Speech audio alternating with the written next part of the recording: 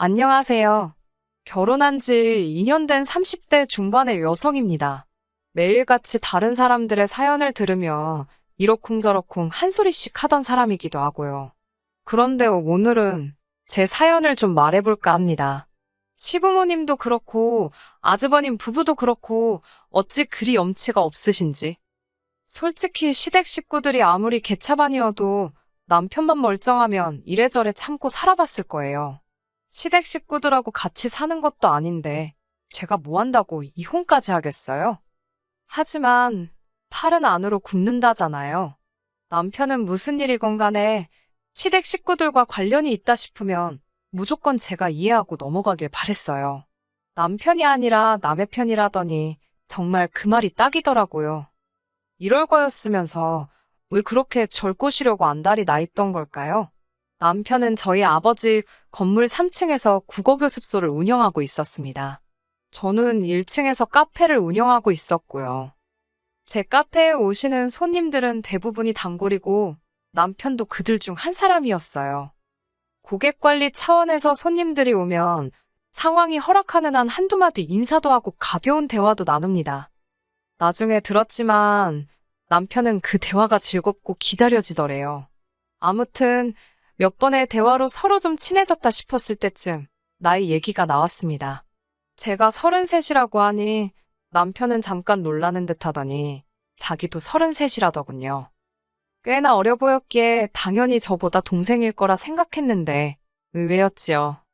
그게 거짓말이었다는 걸 알게 된 건 남편과 연인 사이가 되고 반년쯤 되었을 무렵이에요.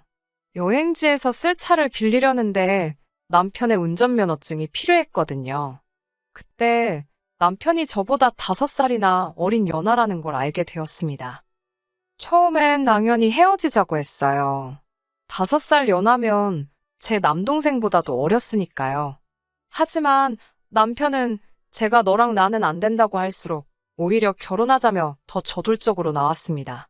제가 어이가 없어서 그러면 한번 지금 가진 게 얼마나 되는지 말해보라고 했어요.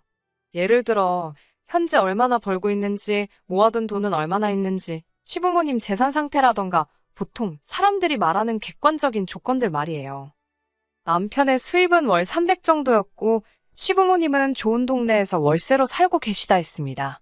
재산은 잘 모르지만 소일거리로 한 달에 100에서 200 정도 벌고 계신 걸로 안답니다. 위로 결혼한 형이 있는데 평범한 회사원이라고요. 남편이 모아둔 돈은 3천 정도였는데 그 부분에 대해서는 솔직히 기대가 없었으니 실망도 없었다고 표현하는 게 적절하겠네요. 저보다 5살이나 어린데다가 군대 갔다 오고 어쩌고 이런 거 저런 거 생각하면 오히려 3천을 모았다는 게 기특해 보일 지경이었으니까요. 어떻게든 저한테 잘 보이려고 용을 쓰는 그 모습이 기특하기도 했고 나이를 알기 전부터 이미 만나오면서 사랑하는 마음도 쌓여 있었으니 결국 헤어지지 못했습니다. 오히려 상황을 해결하겠다며 남편이 보여준 추진력과 성실함에 더 확신을 갖게 된 것도 같아요. 돈이야 물론 있으면 좋았겠지만 없다는데 그걸 뭐라고 할 수도 없고 아직 갈 길이 구말리니까 둘이 같이 벌면 된다고 생각했어요. 이런 말 뭐하지만 저도 벌 만큼은 벌고 있었고 친정도 여유가 있었으니까 돈 문제에 있어서는 크게 예민하지 않았네요. 그렇게 저희는 2년의 연애 끝에 부부의 연을 맺게 되었습니다. 저와 남편 둘만의 결혼 생활을 이야기하자면 다른 부부들처럼 가끔 부딪히는 일이 있긴 했어도 무난한 편이었어요. 시댁 식구가 얽히는 경우만 제외한다면요. 더 정확히 말씀드리자면 시댁 식구가 얽혔다는 건 돈 이야기가 나왔을 때를 말하는 거예요. 이제 와서 돌이켜보면 진짜 돈 때문에 궁상맞은 시댁 식구들 때문에 정말 못 같은 일들이 많았는데요. 그걸 나열하자면 한도 끝도 없으니 몇 가지만 이야기해볼까 봐요. 결혼 초에 있었던 일입니다. 앞서 말씀드렸다시피 저도 남편도 저희 아버지 건물에서 사업을 하고 있었잖아요. 사람들은 제가 딸이니까 월세를 안 낼 거라고 생각하던데 저도 될 거 다 내면서 장사하는 입장이었습니다. 아버지께선 설령 그 돈을 다시 저에게 용돈으로 줄 때 주더라도 일단 받을 건 받아야 한다며 돈 거래는 깨끗이 하는 게 좋다고 하시는 분이시거든요. 그런데 정말 결혼하고 한 두세 달쯤 됐을 무렵이었어요. 아버지께서 저에게 왜 강서방은 월세를 입금을 안 하냐고, 강서방 사업이 잘 안 되냐고 물어보셨어요. 학생 수도 늘고 있었고, 옆에 빈 사무실로 교습소를 확장하네만 하는 상황이었는데, 그런 소리를 들으니 당황스럽더군요. 제가 아버지께 그럴 리가 없다고 한번 확인해보겠다 했습니다. 아버지께서는 혹시나 말 못할 사정이 있을지도 모르니 조심해서 물어보라 하셨어요. 괜히 남편 자존심 건들지 말라고요.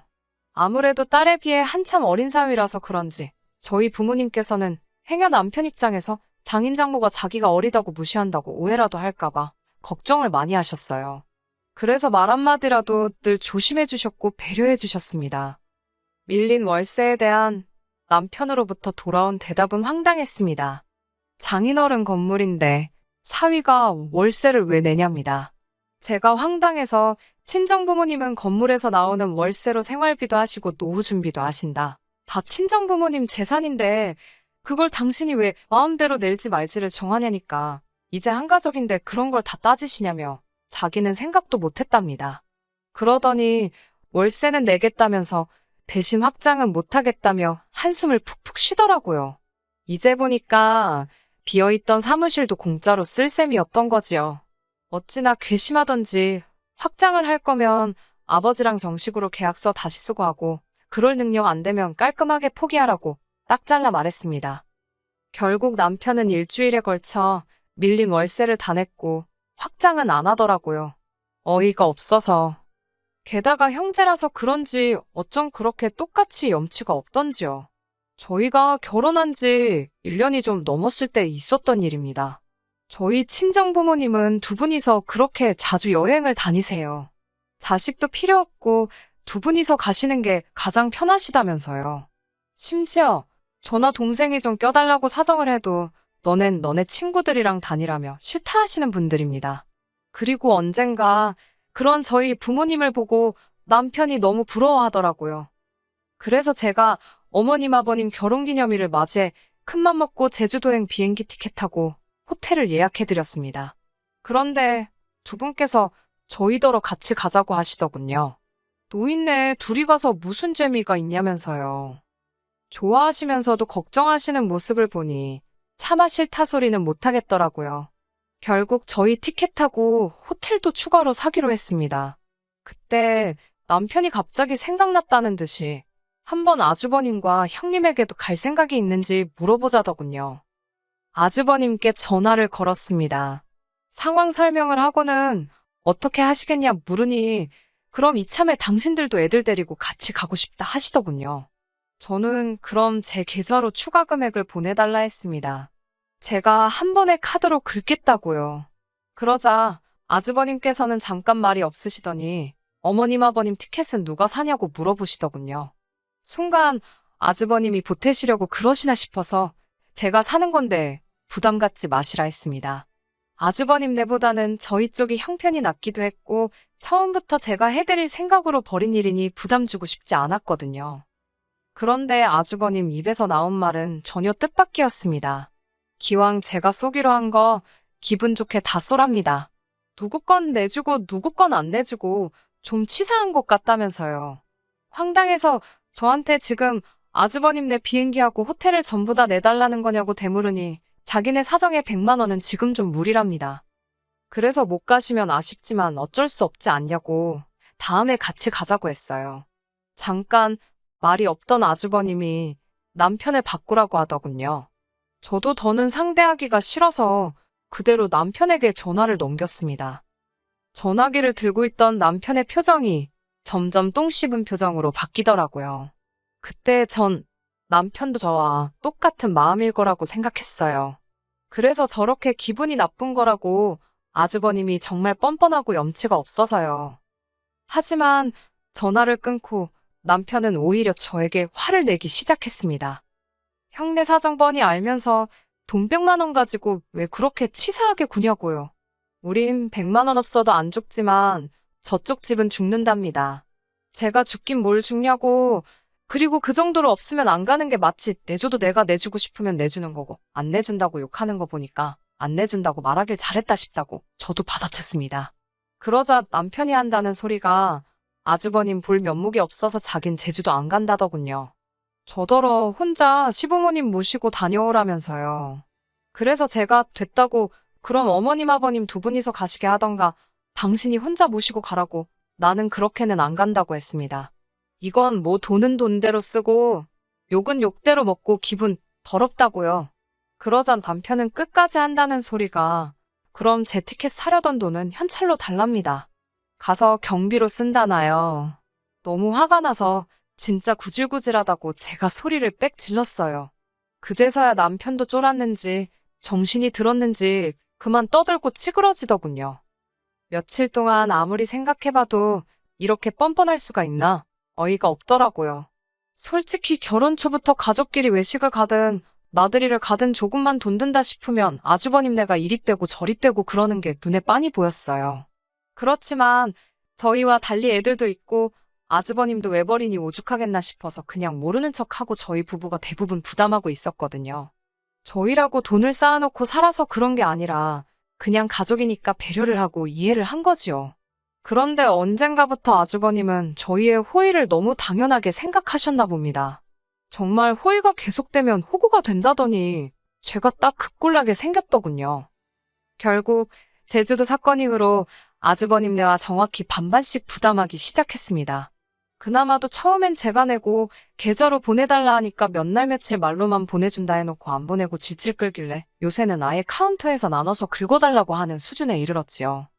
하지만 이런 이유로 이혼을 결심한 건 아닙니다. 정말 결정적인 사건은 따로 있었어요. 얼마 전에 있었던 일입니다. 평범한 주말이었는데 아버님께서 같이 삼겹살이나 구워 먹자며 저희 부부를 오라 하셨습니다. 이전에도 몇 번이고 이런 식으로 자리를 만들어 아주버님네와 화해 아닌 화해를 시키시려는 시도를 하셨기에 이번에도 그런 자리겠거니 생각했어요. 말이 좋아 화해지 저희더러 그만 뻗대고 굽히고 들어가라는 거였는데 당연히 제 입장에선 그럴 이유가 없었기에 늘 서로 감정만 더 상하는 일이 비일비재했습니다. 아버님도 참 포기를 모르신다 생각했지만 이번에도 모르는 척 알겠다고 했습니다. 하지만 이번엔 달랐습니다.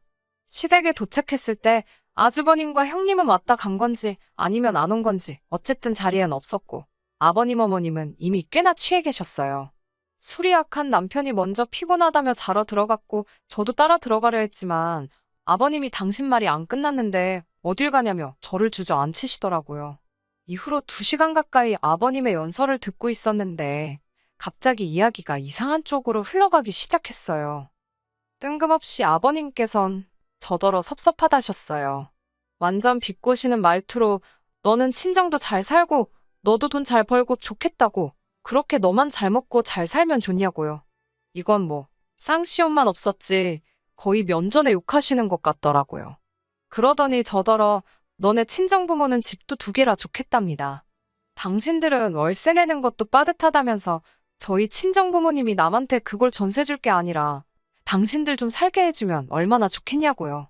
하다못해 월세라도 아끼면 숨통 좀 트일 것 같다면서 사람이 다 같이 잘 먹고 잘 사는 게 좋지 혼자만 잘 살면 그게 무슨 소용이냐입니다. 어머님 아버님께서 전세금만 있으시다고 하면 당연히 살게 해드릴 수 있지요. 하지만 전세가 6억인가 7억인가 하는 아파트예요. 제가 알기로 어머님 아버님 6, 7억이 뭔가요? 1억도 없으신 분들입니다. 한마디로 억지를 쓰고 계셨어요. 그러더니 무슨 물꽃 터진 것 마냥 아버님의 불평불만이 끝도 없이 나오기 시작했습니다.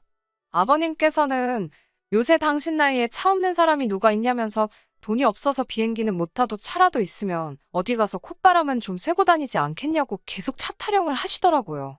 아니면 택시라도 타고 다니게 돈 좀 달라셨습니다. 무릎이 아파서 지하철이고 버스고 못 타시겠다고요. 뭐 그 밖에도 한 달에 2번 정도는 당신들 체력 회복 좀 하게 소고기 좀 사달라. 돈 벌어서 월세 내고 뭐하고 나면 남는 거 없으니 생활비 좀 보태달라. 별소리를 다 하시더라고요.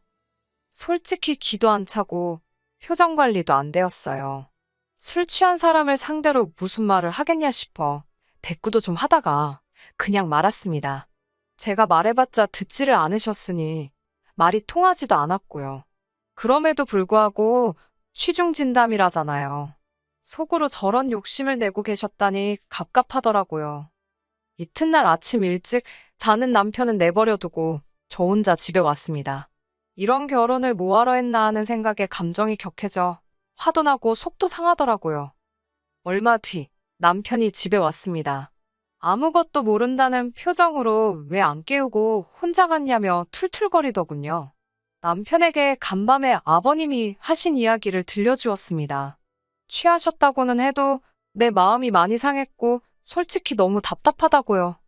그러자 남편 반응이 가관이었습니다. 자기 부모님이 오죽하시면 그런 말씀을 하셨겠냐며 꾹꾹 눌러놓으셨던 저에 대한 실망과 화가 터져나온 거랍니다. 자기가 보기에도 제가 돈 좀 있다고 어머님 아버님한테도 그렇고 아주버님한테도 너무 예의가 없었다는 거예요. 솔직히 이번에 차 바꾼 것도 그렇답니다. 그럴 돈이 있으면 제 차를 업그레이드 할 게 아니라 이참에 아버님도 한 대 딱 사드렸어야 한답니다. 어머님 아버님 입장에선 어린 아들 나이 많은 며느리한테 보냈을 때는 말씀은 안 하셔도 기대하시는 바가 있으셨을 거라고요. 오해하지 말고 들으라면서 자기가 정말 객관적으로 이야기하는 거라는데 어처구니가 없더라고요. 내가 먼저 결혼하자고 그랬냐니까 자기는 저한테 기대고 살 수 있을 줄 알았답니다. 정말 결혼 전에는 별도 달도 따질 것 같더니 이게 무슨 일이지 어안이 벙벙하더군요.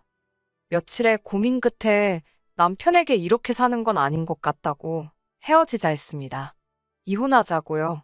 당신도 무섭고 당신 가족들도 무섭다고 했네요. 나를 무슨 봉으로 아는 것 같은데 이러다 나중에 내 재산 넘볼까 무서워서 같이 못 살겠다 했습니다. 자꾸 나더러 돈 많다고 하는데 맞다고 나 정말 돈이 많아서 너 같은 그지 새끼랑은 못 살겠다 했네요. 적선도 한두 번이지 이러다 지갑 내놓으라 할까봐 무서워서 한 집에 못 있겠다고요. 친정 부모님이 부부간의 말 함부로 하지 말라고 상처된다고 못 주워 담는다고 항상 말 조심하라 가르치셨는데 막말로 말조심이고 나발이고 말이 칼날이라면 남편 가슴을 갈기갈기 찢어놓고 싶은 심정이었습니다. 남편은 이혼해봤자 제 재산의 반이 자기 거라며 자기는 손해볼 거 없다는 멍청한 소리를 떠들어대더군요. 제가 나이도 어린 게 까불고 있다면서 세상 일이 그렇게 네 생각대로 굴러가질 않는다고 어디 좋은 변호사 한번 찾아보라 했습니다. 저희는 그렇게 결국 남남이 되었습니다. 이혼의 문턱까지 가서야 남편은 저에게 정말 잘못했다고 거의 싹싹 빌다시피 사과를 해왔어요. 평생 제 말 잘 듣고 살겠다면서 한 번만 봐달라고요. 원하면 시댁 식구들 그 누구와도 연락하지 않을 자신도 있다 했습니다. 당연히 믿지 않았지요. 남편을 포함한 모든 시댁 식구들을 차단했고 조금이라도 관련 있는 사람들에겐 남편의 거지근성 때문에 이혼했다 했습니다. 사람들이 어떻게 받아들일지 행여 남편 귀에 들어가면 찾아오진 않을지 걱정이 안 된 건 아니지만 또 거짓말도 아니니까 굳이 성격 차이내 모네 말 같지도 않은 변명은 하기 싫었거든요. 비록 이혼녀 딱지를 달게 되었지만 인생 공부 한번 세게 했다 생각하고 털어버려야겠지요. 아, 그리고 지난달에 남편 사무실 계약 기간이 끝났거든요. 친정아버지께서 공실로 놀리는 한이 있어도 너한테는 안 내준다며 계약 연장 안 받아주셨습니다. 남편은 아무리 그래도 남의 밥줄 가지고 이러는 게 어딨냐고 치사하다고 생난리를 쳤지만 이제 남남인데 알게 뭐래요. 밥줄이 이어지든 끊어지든 걔가 물어가든 제 할 바는 아니잖아요. 이참에 남편이 정신 차리고 철 좀 들면 좋겠네요. 인생은 실전이라는 것도 좀 배우고요. 끝까지 들어주셔서 감사합니다. 오늘의 사연은 여기까지입니다. 구독과 좋아요, 알람 설정 부탁드리고 더 좋은 사연으로 다시 찾아뵙겠습니다. 감사합니다.